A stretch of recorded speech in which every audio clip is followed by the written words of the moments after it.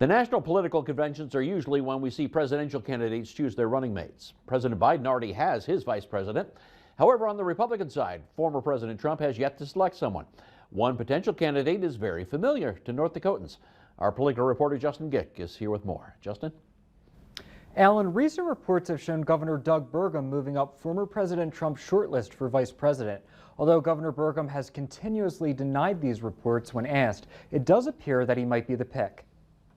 In recent weeks, Governor Burgum has been increasing his appearances on major cable news outlets, speaking about former President Trump and also stumping for him in different states.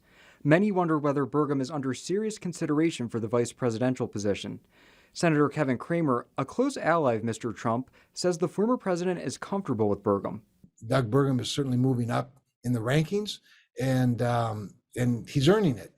He's earning it by just being a really solid governor and being a really good spokesperson for President Trump and for our party. Political analyst Rick Clayburgh says the governor brings a lot to the table. He's a businessman, much like the president. He's run a state. He's been an executive of a state. He understands, again, very key, important policies regarding the United States. Cramer says Burgum is also viewed as a moderate, which could help former President Trump, something he says Trump's team has noticed. Doug is a moderate compared to some of the other potentials. And when I say moderate, Doug's very conservative in many respects, but he's got a moderate temperament. He's very personable. He's also very inclusive of a lot of people. On when we may see former President Trump make an announcement on his vice presidential pick, Clayburgh says it's hard to say. However, he says in the past, it has usually been the week before the party's national convention.